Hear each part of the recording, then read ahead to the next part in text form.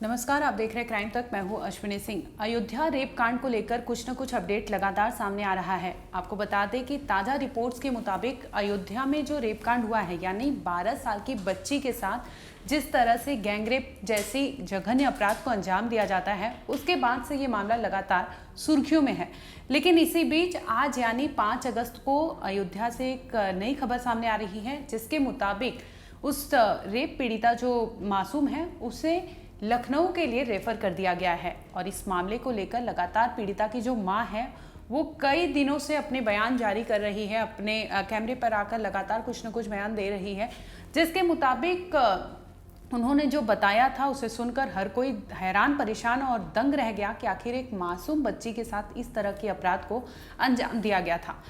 ये सारी खबरें आपने पहले भी सुनी होगी। ताज़ा अपडेट यही था कि मेडिकल के लिए रेफर किया गया है लखनऊ। लेकिन इस केस में हम बात करेंगे जो मोहित खान है, यानी जो फर्स्ट एक्यूज्ड है इसमें, जिस पर आरोप लगे हैं, रेप के आरोप लगे हैं, उसका नाम मोहित खान है।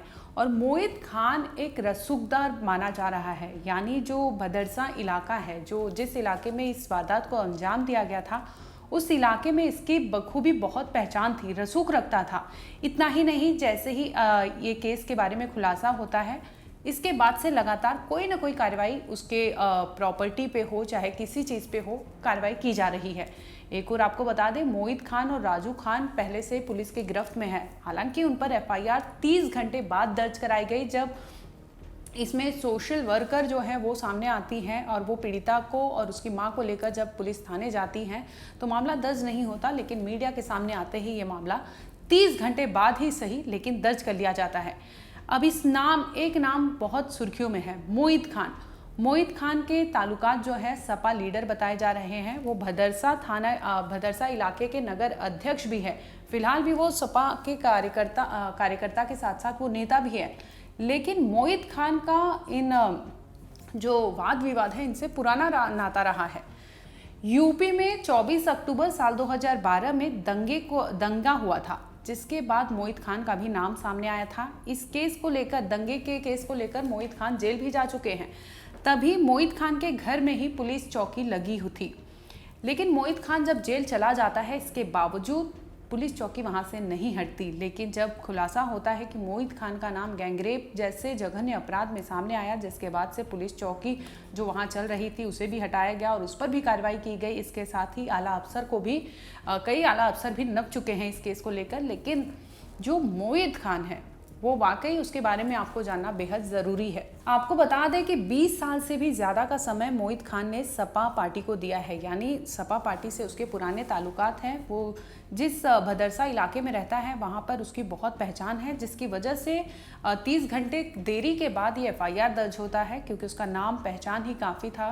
पुलिस वहाँ पर नाम दर्ज नहीं कर रही थी, लेकिन बावजूद इसके जब प्रेशर पड़ता है, दबाव पड़ा तमाम ओर से, तब ये जाकर एफआईआर दर्ज होती है। आपको बता दें कि एक समय था जब डीएम हो चाहे एसएसपी हो, इस तरह के आला अफसर भी मोहित खान के खिलाफ जाने से कतराते थे, डरते थे, चाहे कोई भी सरकार आए, चाहे कोई भी सरकार जाए। लेकिन मोहित खान के जो कारनामे चल रहे थे उस पर किसी ने भी कोई शिकंजा कसा नहीं जा सका था, क्योंकि उसके इतने रसूखदार, उस एरिया में उसकी इतनी तूती बोलती थी। लेकिन एक अपराध, यानी एक गैंगरेप जैसे अपराध को अंजाम दिया, जिसके बाद उसका नाम एफआईआर में दर्ज हुआ। एफआईआर दर्ज होने के बाद से लगातार कार्रवाई की जा रही है, जिसके मुताबिक उसके जो घर है, घर समेत उसके बेकरी हो, चाहे घर हो, चाहे जो पैमाइश की गई उसमें अवैध पाया गया, जिसके बाद नोटिस चस्पा की गए और कार्रवाई अभी भी जारी है।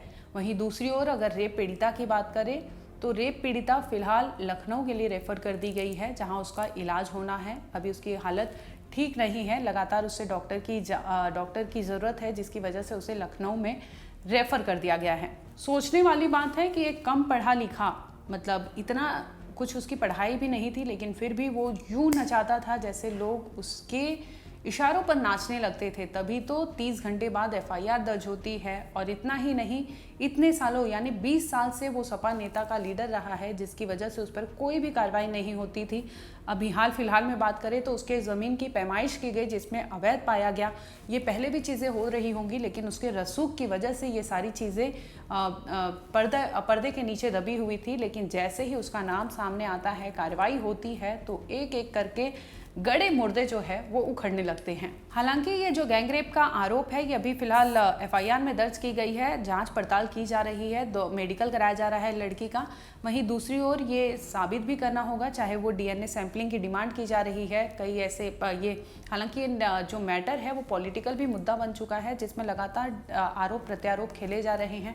वहीं दूसरी ओर जब पीड़िता की मां से बात किया गया तो उन्होंने भी बताया कि उन पर दबाव डाला गया कि ये केस वापस ले ले, जो नाम है उन्होंने एफआईआर में दी है वो नाम भी वापस ले ले। लेकिन यहाँ दाग देनी होगी, मिसाल देना होगा उस माँ का, जो माँ अपनी बेटी को उस खेत में निर्वस्त्र अवस्था में मिलती है, जिसके बाद उससे एक शब्द नहीं निकल पाता और वो अपनी बेटी से उसकी आप बीती पूछती है, जिसके बाद उसका आंसू छलकने लगता है और वो दर्द से कर्राते बेटी को वहाँ से उठाकर ले जाती है और पुलिस थाने में जाती है।